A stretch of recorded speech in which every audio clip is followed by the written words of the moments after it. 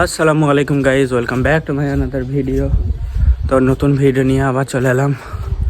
তো আজকে সকালে যেটুকু কাজ ছিল মোটামুটি ছেড়ে দিয়েছি, ওগুলো দেখানো হবে না। তো গাইজ আমরা কোথায় ছিলাম, যেটা ছিলাম এখন আপাতত মানে বাড়ি কাজ করলাম। তখন কাজ ছিল বলে হঠাৎ করে অফ করে চলে গেলাম। তো আমাদের গরুটা আজকে আর টাঙবো না গো, কাজের চাপ আজকেও আছে, মেহমান আছে ঘরে। তো বাড়িতে নিয়ে যে খাওয়া দাওয়া দেবো, তারপর আবার বোলপুরে যেতে হতে পারে। তো বোলপুর যাবো, দেখি अभी जा रहे हैं বোলপুর যাবো। গাড়ি বিক্রির জন্য বলেছিলাম, ওটা আসছে, তারপর দেখি চলো। গাড়ি সেল করেই ছাড়বো, যা হয় হবে, যেটা পাবো সেটা বিক্রি করে দেবো।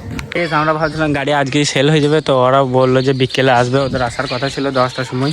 তো যদি আসে সেই কারণে আমরা স্ট্যাম্প পেপার জোগাড় করার জন্য এসেছি, স্ট্যাম্প পেপারটা নিতে এসেছি। তো গাড়িটা লোক দেখতেই পাতো, একদম ফুল কন্ডিশন, একদম ঝাঁকানাকা কাজ করানো আছে, একদম সলিড।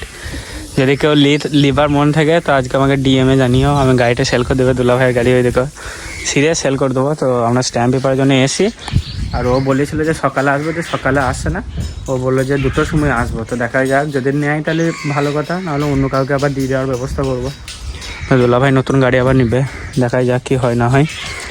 আশা করছি আজকে ওরা নিবে, কারণ ওরা কথাবার্তা শুনি তো মনে হচ্ছে নিবে, কিন্তু যেহেতু বললো যে কালকে দেখে গিয়েছে আর নেওয়ার কথা আছে, সকাল আসার কথা ছিল, এলো না। তো দেখি বিকেল অবধি ওয়েট করি, ভালো না। এখনই নেওয়ার জন্য বের হতে বললো, তারপর হঠাৎ বলছে আজকে এখন হবে না, বিকেলে যাবো। তো দেখা যাক কী হয় না হয়, তারপর সবই জানাবো। স্ট্যাম্প পেপারটা নিতে হবে। তো ভর্তি দুপুরবেলায় মনে নাই যে দই নেই ঘরে, তো দই নিতে এইছি। রোদ দেখো, খানিকটা এলাম কালো হয়ে গেলাম, ভাববো না যে প্রথম থেকেই কালো, ফসা ছিলাম কালো হয়ে গেলাম। এত পরিমাণ রোদ এখানে বলার বাইরে।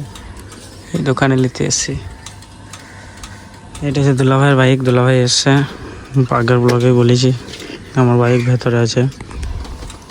বহুত পরিমাণ গরম হতা হয়, কালো হয়ে যেতে হয়। আর তখন বললাম একটা কথা যে ওই বিকেলে ডেকেছে, তো আপাতত বিকেলটা হোক বা দুপুরটা হোক, তখন দেখা যাবে। এখন মোটামুটি 1:30টা বাজছে। তো দেখি তারপর যাবো, সেল তো করবো বললো, দেখা যাক নিবে কি নিবে না, তারপর সেটাও জানাবো তোমাদেরকে। এই দুটো গাড়ি তো হচ্ছে না দুলা ভাইয়ের, আমার গাড়িটাকেও নিয়ে যেতে বলছে। জালার উপর জান হতে পারি বহুত দিন পর। এটা হচ্ছে আমাদের বাড়ি, ঠিক আছে, আজকে রিভিল করে দিলাম, সব চলে এসে ভাইরাল হয়ে গিয়েছে আমার বাড়ি। তো দুলা ভাই কি বলবার, খাম খেয়ালি দুটো গাড়িতে হচ্ছে না, আবার আমার গাড়িটাকেও বের করা হয়েছে। কি গরিব মানুষ আমি, তেল ফেল ভরা হচ্ছে না, কিছু নাই গো, কেউ নাই গেছো, বাড়ি পুরো ফাঁকা শুনশান। এটা আমার কাকাদের বাড়ি, কেউ নাই গো দুনিয়াতে। এটা হচ্ছে আমার দুলা ভাইয়ের গাড়ি, ওই দেখো গোডাউনের ভেতরে। তো চাবিটা নিয়ে আসছে, এটা কিছু বলার নেই। দুলা ভাই দেখো এখানে গাড়িটা বের করি, এটা হচ্ছে সেই জাপানি ভাইরাল গরু। এই দেখো আমাদের গাড়িটা বের করি, চলো। তারপরে আপাতত করে বাবা দেখা হচ্ছে বস, চলো বের হয়, তারপর দেখা হচ্ছে, চলো। গাইস পাওয়ার দেখছো, দুলা ভাই গাড়ি বিক্রি করবে, ঠিক আছে, ওই দেখো গাড়ি লাগানো আছে। এটা হচ্ছে মানে এখন এগ্রিমেন্ট পেপার বদলে পারো, কারণ পুজোর জন্য সব বন্ধ, এখানে পেপার সব রেডি করছে। পেপারটা কোথাকার দেখো, জাকির হোসেন অ্যাডভোকেট, ঠিক আছে। এটা হচ্ছে কোথাকার পেপারটা, কলকাতা না, কলকাতা হাইকোর্টের মানে এটা এই এগ্রিমেন্ট পেপার। তার মানে ভাবতে পারছো কত দূর আমাদের পৌঁছেছে। আমাদের গ্রামে বোলপুরে আমরা বিশ্বাস করি না বলে আমরা কলকাতাতে কাজ করছি, বিশ্বাস করছো না, দেখিল এখানে লেখা আছে সব কোথাকার, দেখো সব লেখা আছে, কলকাতা হাইকোর্টে লেখা আছে এখানে।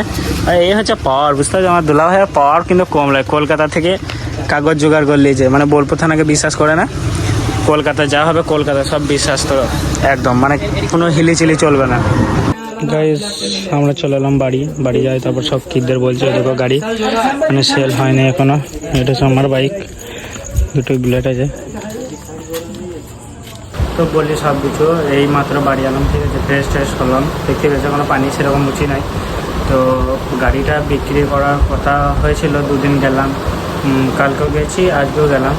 তো যাওয়ার পর 3 ঘন্টা মোটামুটি ডিসকাস চলেছে আমাদের, ওখানে কিছু ভিডিও করি নাই, কারণ সবারই একটা ব্যাপার আছে, ধরো এটা পার্মানেন্ট করি নাই আমি যে আমাকে ভিডিও করতেই হবে।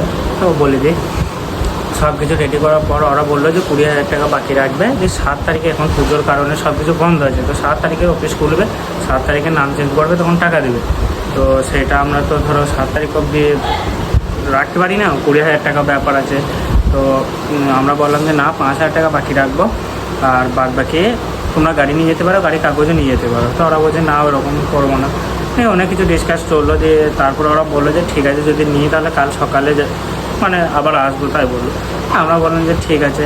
এবার ধরো চিনি না জানি না, ঠিক আছে, দুর্গাপুর থেকে আসছে, 20,000 টাকা যদি বাকি রাখে সেটা তো বিশাল ব্যাপার না, কারণ সব কিছু একটা বিশ্বাসের উপরে দুনিয়া চলে, তার জন্য না। কিন্তু 20,000 টাকা ধরো বাকি রাখলাম, তাকে কাগজপাতি দিয়ে দিয়েছি, গাড়ি দিয়ে দিয়েছি, অনেক রকম ব্যাপার আছে এখনকার যুগে। ধরো বুঝতেই পারছো, আগে ছিল মুখে মানে কথার ওপরেই সব কিছু হতো, হ্যাঁ তোকে জুবান দিয়ে দিলাম মানে সব কিছু যা বললাম তাই।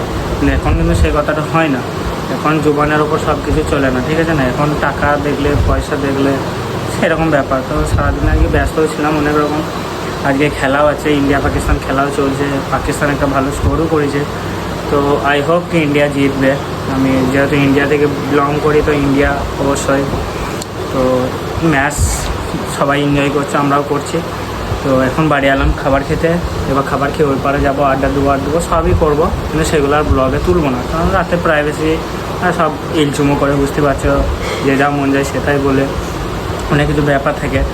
তো অনেক কিছু থাকে যেগুলা ক্যামেরার সামনে বলা হয় না, বা এমন কথাও আছে যেগুলো ক্যামেরার সামনে বলা হয় না, আবার এমন কথা আছে যে ক্যামেরার সামনেই বলা হয়, হয়তো অন্য কাউকে বলা হয় না, সেরকম ব্যাপার আছে, বুঝতে পারো তো, পার্সোনাল ব্যাপার। তো আই হোপ আজকের মতো এতটাই শেষ করি, যেটুকু করলাম সেইটুকুতে। আই হোপ কি তোমাদের ভালো লাগবে, যজনায় দেখবে। আর আজকের মতো এতটাই, দেখা হচ্ছে আবার নেক্সট ব্লগে। আল্লাহ হাফিজ।